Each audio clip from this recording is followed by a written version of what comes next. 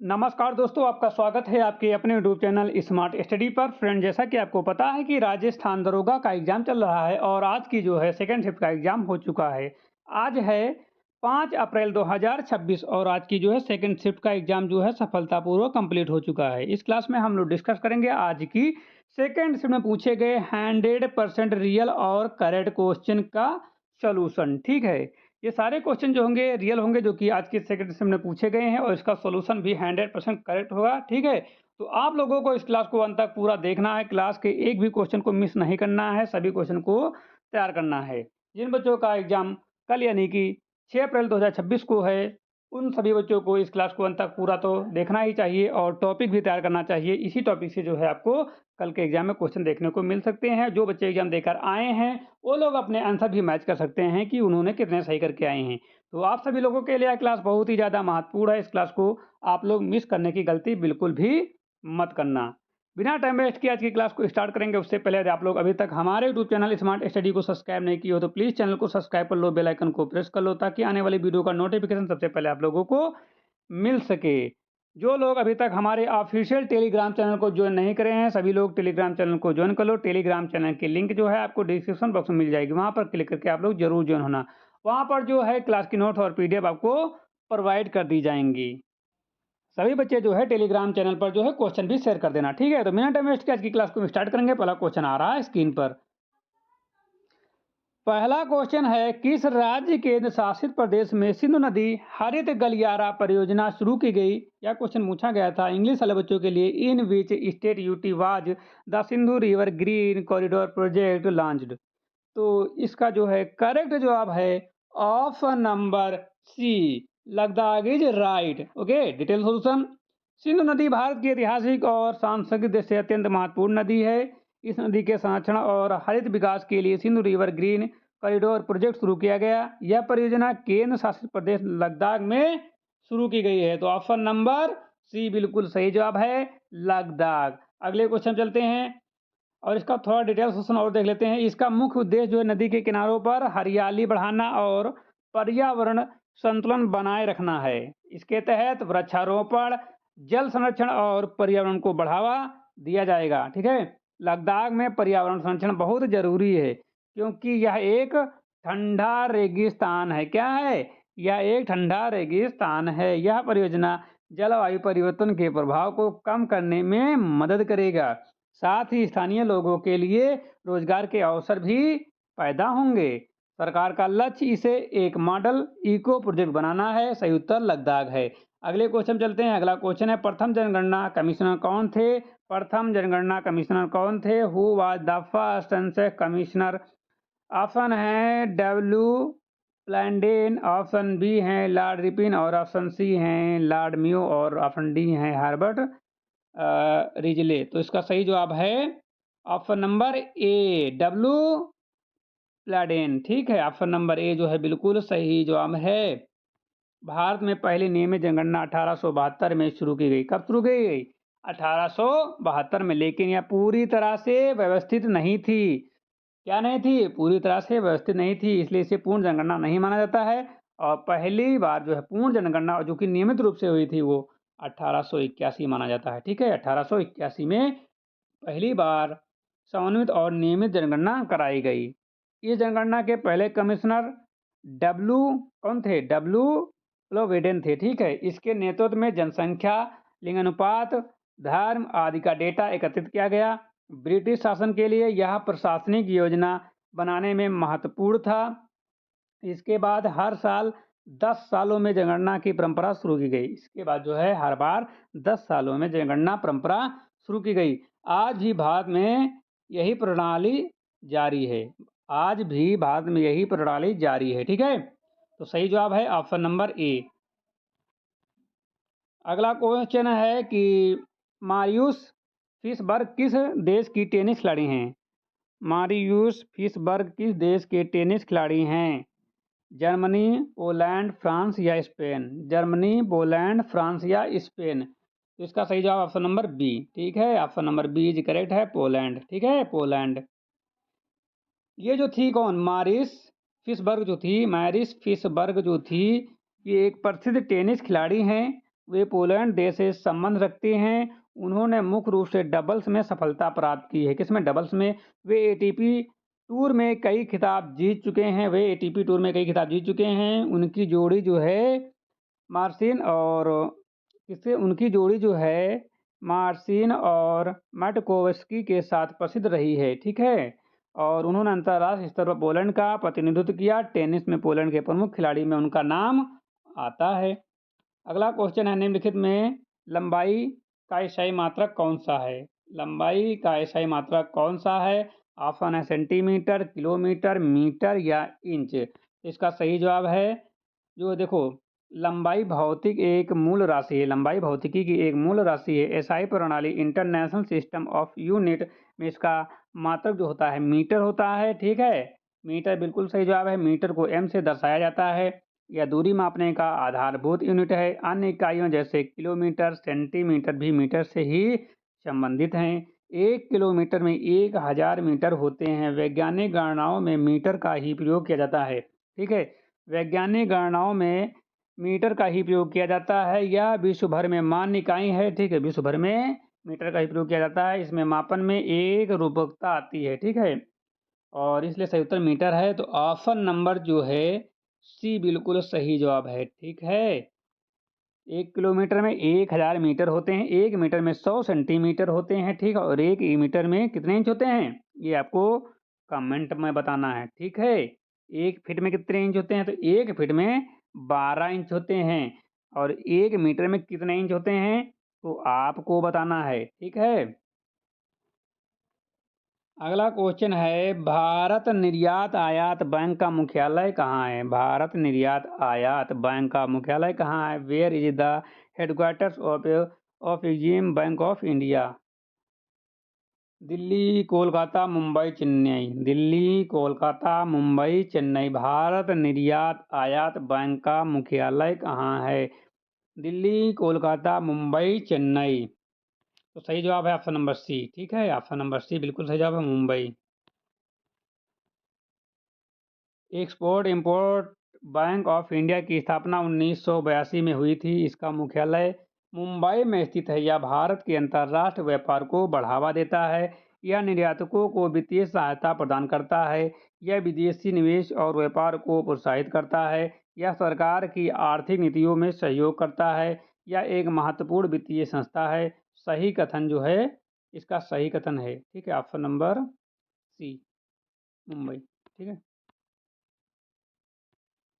अगला क्वेश्चन,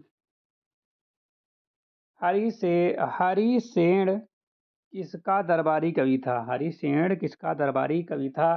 चंद्रगुप्त, अशोक, समुद्रगुप्त, हर्षवर्धन। हरिसेन किसका दरबारी कवि था? तो ये जो दरबारी कवि था हरिसेन जो था, वो गुप्त काल के एक प्रसिद्ध कवि और लेखक थे। वे सम्राट समुद्रगुप्त के दरबारी कवि थे। किसके?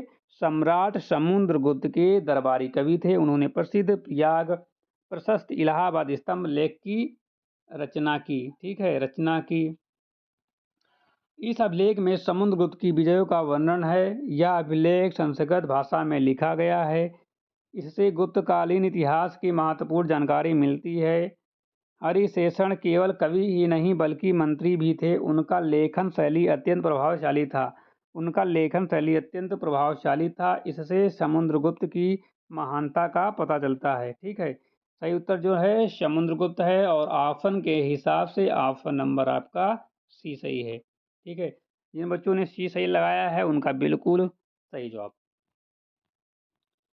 अगला क्वेश्चन है कि जब किसी वस्तु की किसी नियमित बिंदु से दूरी स्थिर रहती है तो यह कौन सी गति है? जब किसी वस्तु की किसी नियत बिंदु से दूरी स्थिर रहती है तो यह कौन सी गति है?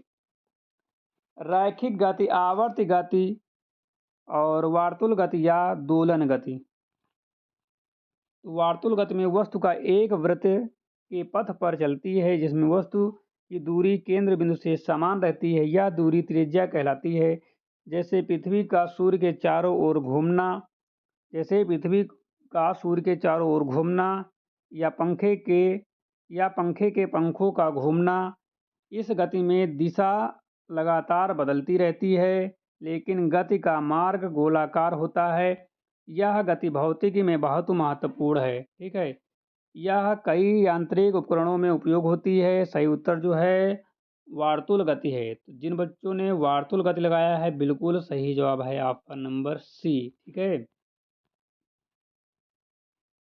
भारतीय संगीत का जनक किस वेद को कहा जाता है? भारतीय संगीत का जनक किस वेद को कहा जाता है? ऋग्वेद, यजुर्वेद, सामवेद, अथर्ववेद। भारतीय संगीत का जनक किस वेद को कहा जाता है? तो सामवेद चारों वेदों में एक है। इसे भारतीय संगीत का आधार माना जाता है। किसे? सामवेद को। इसमें ऋचाओं को गाने के लिए विशेष स्वर दिए जाते हैं। यह मुख्य रूप से संगीतात्मक पाठ पर आधारित है। प्राचीन काल में यज्ञों में इसका उपयोग होता था। भारतीय शास्त्रीय संगीत की जड़ें इसी में है। भारतीय शास्त्रीय संगीत की जड़ें इसी में है, इसलिए इसे संगीत का जनक कहा जाता है। ठीक है, तो सही जवाब जो है ऑप्शन नंबर सी है, सामवेद। ठीक है, सामवेद सही है। हड़प्पा सभ्यता सामाजिक दृष्टि से कैसी थी? हड़प्पा सभ्यता जो है वो सामाजिक दृष्टि से कैसी थी? पितृप्रधान, मातृ प्रधान, लोकतांत्रिक या समानती? तो इसका सही जवाब है पितृ प्रधान। ठीक है, हड़प्पा सभ्यता जो थी वो सिंधु घाटी सभ्यता थी, जो लगभग 2500 ईसा पूर्व की है। कब की है? 2500 ईसा पूर्व की है। इस सभ्यता की सामाजिक संरचना के बारे में स्पष्ट प्रमाण नहीं मिले हैं और मातृ प्रधान होने का कोई ठोस प्रमाण नहीं है। कुछ मूर्तियाँ, ठीक है, मदर गॉडनेस मिली हैं, लेकिन इसे समाज मातृ प्रधान, इससे जो है समाज मातृ प्रधान था यह सिद्ध नहीं होता। अधिकांश इतिहासकार इसे पितृ प्रधान मानते हैं। लिपि अभी तक पढ़ी नहीं गई है। तो जिन बच्चों ने पितृ प्रधान लगाया है उनका है सही जवाब। पितृ प्रधान इज करेक्ट। एलिस चरित्र किसकी रचना है? एलिस चरित्र किसकी रचना है? Who created the character Alice?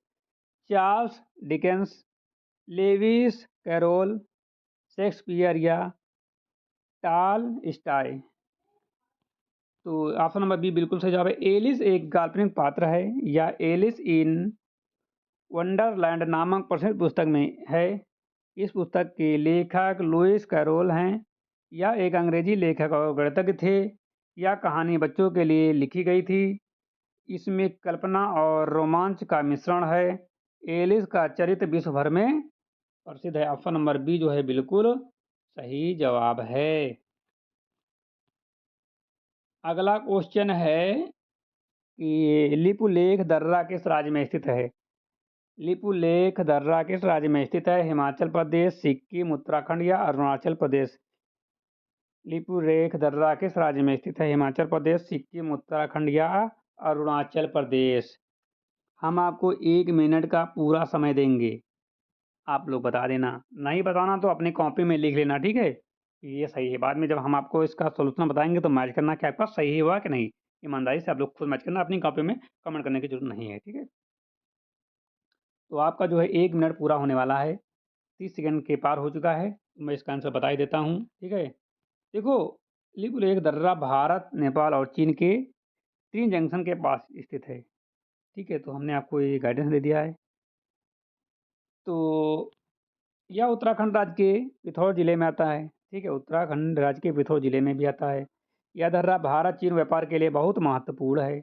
यह दर्रा भारत चीन व्यापार के लिए बहुत महत्वपूर्ण है। करीब 7 साल बाद इस मार्ग से व्यापार फिर शुरू किया गया। करीब 7 साल बाद इस मार्ग से व्यापार फिर से शुरू किया गया। यह मार्ग कैलाश मानसरोवर यात्रा के लिए भी उपयोगी होता है। यह एक उच्च हिमालयी दर्रा है। यह एक उच्च हिमालयी दर्रा है जिसकी ऊंचाई काफ़ी अधिक है, जिसकी ऊंचाई जो है काफ़ी अधिक है। यह सामरिक जो है स्ट्रेटजिक दृष्टि से भी महत्वपूर्ण है। भारत और चीन के बीच व्यापारिक संबंधों को मजबूत करता है। इसका उपयोग प्राचीन समय से व्यापार के लिए होता है। इसका उपयोग जो है प्राचीन समय से व्यापार के लिए होता है। यह उत्तराखंड में स्थित है। तो सही जवाब जो होता है, अब आप लोग मैच करिए, उत्तराखंड कितने बच्चों ने सोचा था कि होगा? तो जितने बच्चों ने उत्तराखंड सोचा उनका सही है और जितने बच्चे लगा के आए हैं उनका भी करेक्ट, ठीक है? अगला क्वेश्चन, 1857 के विद्रोह की सबसे बड़ी शक्ति क्या थी? 1857 के विद्रोह की सबसे बड़ी शक्ति क्या थी? What was the main stand of the revolt of 1857? अंग्रेजों की कमजोरी, हिंदू मुस्लिम एकता, हिंदू मुस्लिम यूनिटी, आधुनिक हथियार, विदेशी सहायता। 1857 के विद्रोह की सबसे बड़ी शक्ति क्या थी? तो सही जवाब है ऑप्शन नंबर बी, हिंदू मुस्लिम एकता। ठीक है। रिवोल्ट ऑफ 1857 भारत का पहला स्वतंत्रता संग्राम था। इसमें हिंदू और मुस्लिम दोनों ने मिलकर भाग लिया। यह एकता इसकी सबसे बड़ी ताकत थी। बहादुर शाह जफर को दोनों समुदायों ने नेता माना। ठीक है, बहादुर शाह जफर को दोनों समुदायों ने नेता माना। इससे राष्ट्रीय भावना मजबूत हुई। क्या मजबूत हुई? राष्ट्रीय भावना मजबूत हुई। हालांकि यह विद्रोह असफल रहा। ठीक है, यह विद्रोह जो है असफल रहा, लेकिन इसने अंग्रेजों को हिला दिया। तो इसका जो है सही जवाब ऑप्शन नंबर बी हमने आपको बताया है। जिन बच्चों ने हिंदू मुस्लिम यूनिटी लगाया है उनका जो है बिल्कुल सही जवाब है, बिल्कुल सही जवाब है। अगला क्वेश्चन है, which of the following are components of food? निम्नलिखित में से भोजन के घटक कौन कौन से हैं? प्रोटीन ओनली, केवल प्रोटीन। विटामिन ओनली, केवल vitamin. Protein vitamin carbohydrate, protein vitamin carbohydrate. Water only, केवल पानी। निम्नलिखित में भोजन के घटक कौन कौन से हैं? तो प्रोटीन भी है, विटामिन भी है, कार्बोहाइड्रेट भी है। ठीक है, भोजन के घटक। तो सही जवाब ऑप्शन नंबर सी होना चाहिए। ठीक है, भोजन के मुख्य घटक में पोषक तत्व होते हैं जो शरीर को ऊर्जा और विकास देते हैं। क्या देते हैं? शरीर को ऊर्जा और विकास देते हैं। इसमें प्रमुख है कार्बोहाइड्रेट, प्रोटीन, वसा, विटामिन और खनिज। कार्बोहाइड्रेट ऊर्जा प्रदान करते हैं। क्या करते हैं? कार्बोहाइड्रेट जो है ऊर्जा प्रदान करते हैं। प्रोटीन शरीर के निर्माण और मरम्मत में मदद करती है। प्रोटीन जो है शरीर के निर्माण और मरम्मत में मदद करती हैं। विटामिन शरीर को स्वस्थ रखने में सहायक होते हैं। विटामिन शरीर को स्वस्थ रखने में सहायक होते हैं। संतुलित आहार में भी सभी पोषक तत्व शामिल होना चाहिए। संतुलित आहार में सभी पोषक तत्व जो है शामिल होना चाहिए। केवल एक पोषक तत्व से शरीर का विकास संभव नहीं है। केवल एक पोषक तत्व से शरीर का विकास संभव नहीं है।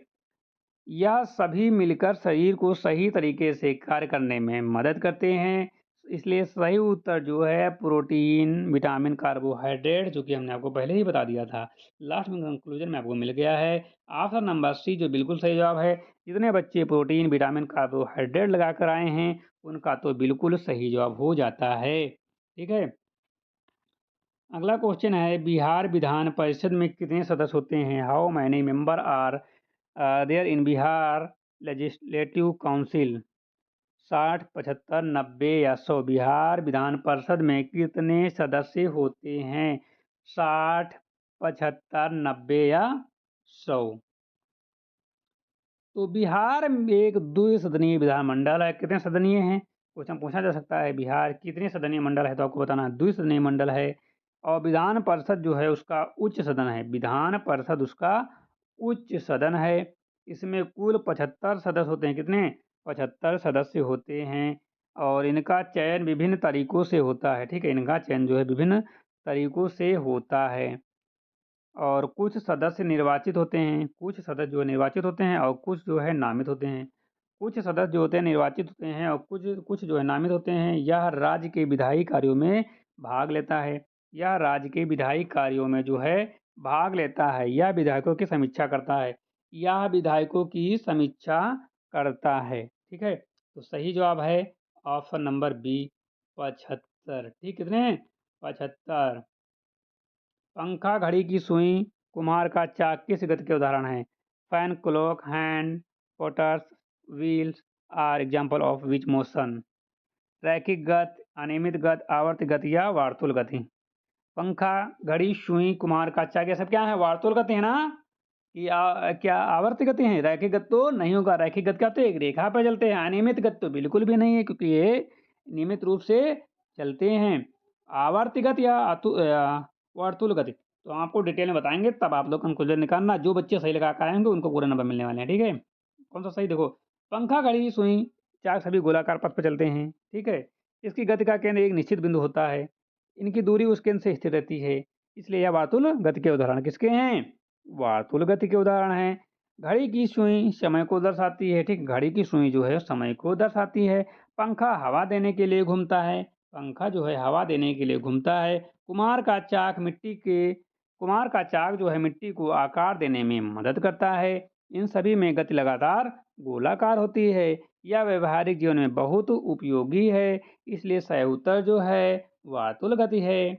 ऑप्शन नंबर जो है बिल्कुल सही जवाब है डी, सर्कुलर मोशन, वार्तुल गति। तो आज की क्लास यहीं पर समाप्त होती है। यदि आपको यह क्लास अच्छी लगी हो तो लाइक कर देना, चैनल पर नए हो तो चैनल को सब्सक्राइब कर लेना, बेल आइकन को प्रेस कर लेना ताकि आने वाली वीडियो का नोटिफिकेशन सबसे पहले आप लोगों को मिल सके। मिलते हैं एक नई क्लास के साथ, तब तक के लिए जय हिंद।